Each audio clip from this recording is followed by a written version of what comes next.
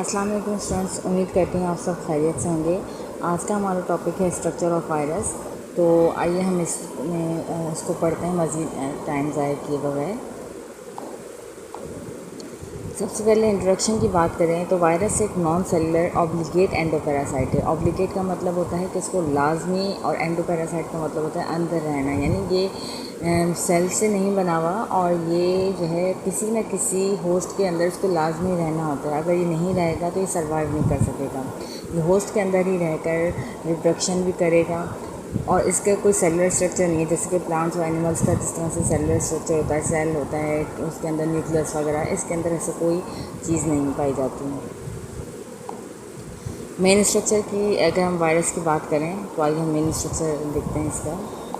सबसे पहले इसका जेनेटिक मटेरियल की बात करते हैं, जो कि जिसे हम न्यूक्लिक एसिड कहते हैं।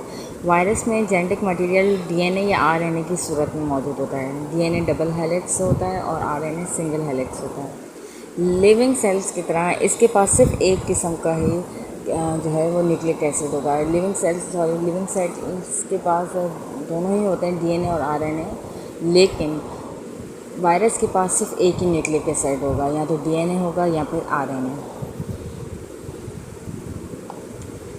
फिर आता है कैप्सिड। ये एक प्रोटेक्टिव प्रोटीन कवरिंग होती है जो इसकी जेनेटिक मटेरियल को कवर करके रखती है और helps to protect the virus and gives it shape. ये क्या करती है, वायरस को प्रोटेक्ट भी करेगी और उसको शेप भी देगी। जिस तरह से सेल मेम्ब्रेन होती है वो सेल को शेप दे रही होती है, इसी तरह कैप्सिड भी समझें एक कवरिंग है जो इसकी जेनेटिक मटेरियल के चारों तरफ है और उसको शेप दे रही है वायरस को। एनवेलप की बात करें, ये कुछ वायरसेस में होता है। ये एक आउटर लिपिड लेयर है जो कि कैप्सिड के भी बाहर होती है। जैसे कि प्लांट सेल्स में सेल मेम्ब्रेन आती है, फिर सेल वॉल आती है।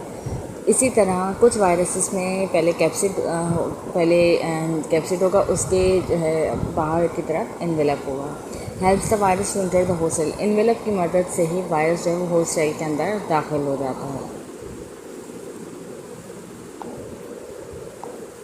सरफेस प्रोटीन या स्पाइक्स, ये वायरस के सरफेस पे मौजूद होता है। इससे क्या होता है कि वायरस होस्ट सेल के साथ अटैच होने में उसको हेल्प करते हैं।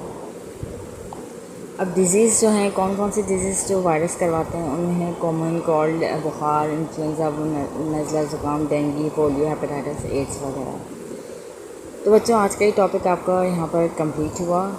वीडियो अच्छी लगी हो तो इसको लाइक कीजिएगा और चैनल को सब्सक्राइब करना ना भूलिएगा। अपना बहुत सारा ख्याल रखिए। मुझे इजाज़त दीजिए। अल्लाह हाफिज़।